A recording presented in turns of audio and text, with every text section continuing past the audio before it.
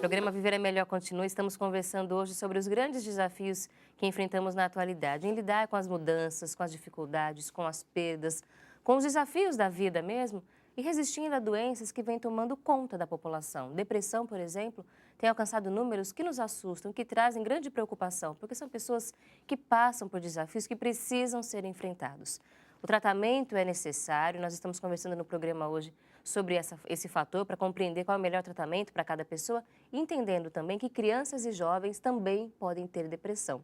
Nós estamos conversando sobre o assunto e nesse bloco nós vamos parar alguns minutos para compreender melhor a doença, tirar alguns mitos que caem sobre as pessoas que têm depressão. O primeiro deles, que a gente já explicou, é que depressão é doença e não é frescura. E isso também se aplica a crianças e adolescentes. Sim, também a elas, né? Não dá para a gente imaginar que porque é uma criança que tem a rotina dela é brincar, é ir para a escola, então ela não tem nenhuma outra questão a priori, logo ela não tem motivo para ficar deprimida.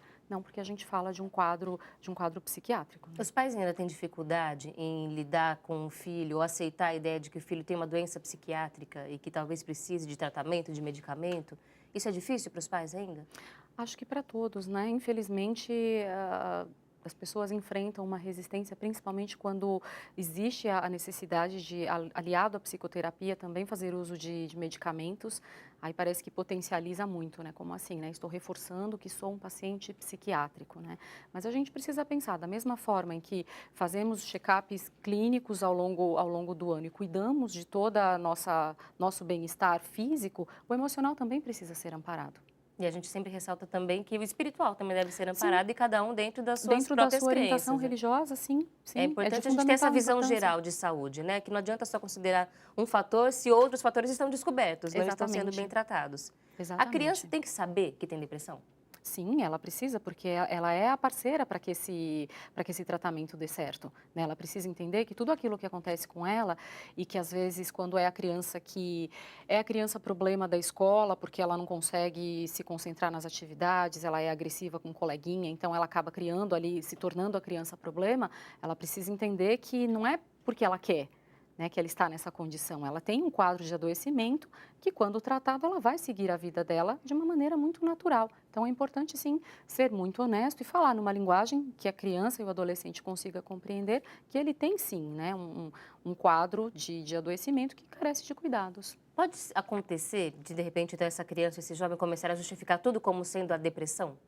Ah, eu tô assim porque eu tenho depressão, a culpa é da depressão. E de Uhum. repente não reconhece algumas coisas que de próprio comportamento, de atitude que poderiam ser melhoradas e Uhum. que independem da depressão? Sim, e aí são casos que a gente observa no consultório, né, que o adolescente começa a usar a doença como uma muleta, né, como uma justificativa para tudo.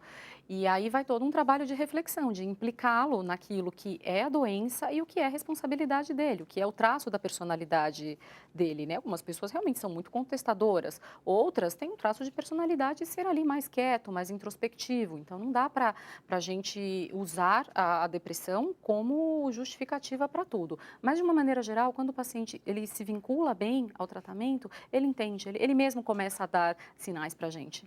A gente vai falar no próximo bloco, então, sobre o que pode ser feito a partir desses sinais, como é que pode ser conduzido esse tratamento. Agora, uma última pergunta. Depressão na criança e na adolescência nem sempre é culpa da família?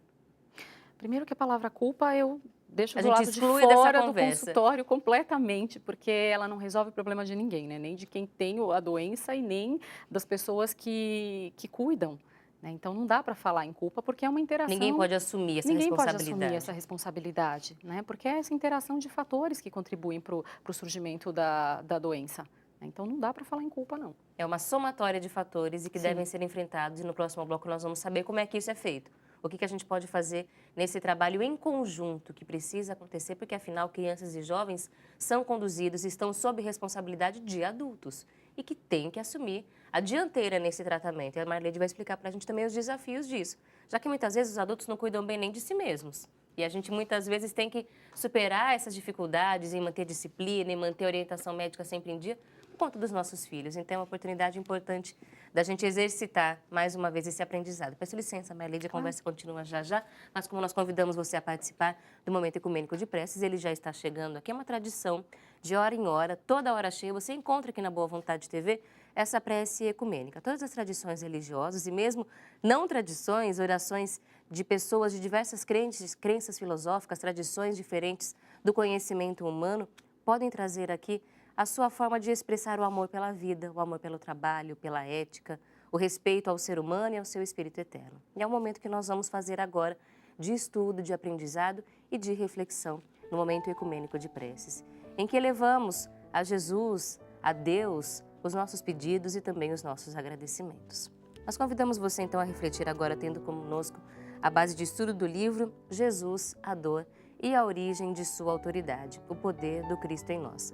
Um livro lançado pelo jornalista Paiva Neto, ressaltando esse aprendizado que todos nós devemos trazer para a nossa vida, de passar pela dor e não ficar lamentando o que acontece no dia a dia, as coisas ruins que possam surgir, de aprender com a dor e de vencê-la, e isso é possível. Trazemos então o exemplo de Jesus, o Educador Celeste, que está registrado aqui nas páginas 140 e 141 do livro Jesus, a Dor e a Origem de Sua Autoridade, no título Expressão Verídica do Amor.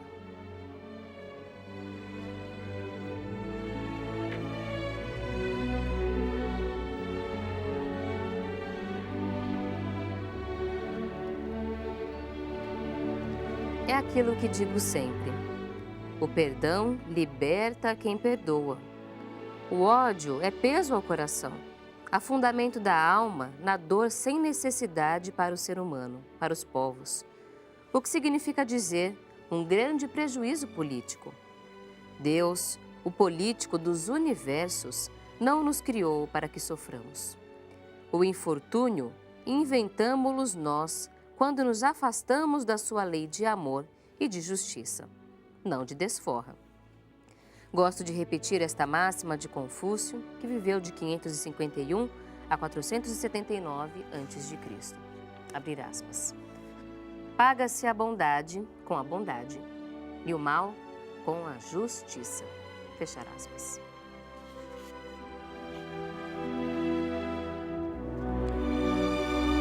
Diante dos desafios da vida, nós devemos sempre nos lembrar que não podemos perder tempo alimentando conflitos, com sentimentos que não nos trazem soluções, com mágoas, com ressentimentos, com culpas que não nos tiram da condição de sofrimento e nos elevam a uma condição de resolução, de felicidade, de aprendizado. O perdão é fundamental para que consigamos seguir em frente, perdoar aos outros e perdoar a nós mesmos, muitas vezes.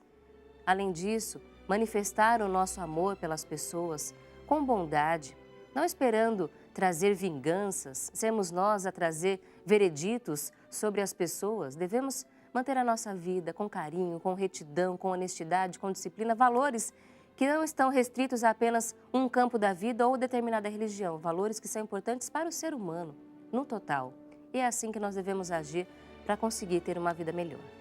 É um aprendizado que é diário, desafios que devem ser enfrentados com coragem e com disposição no bem e sempre com o amparo divino, que nunca nos falta. É o que nós vamos pedir agora. Vamos acompanhar a mensagem de paz trazida pelo jornalista Paiva Neto, dedicada a você e a sua família, preparando o ambiente para esse momento tão importante de meditação, de prece.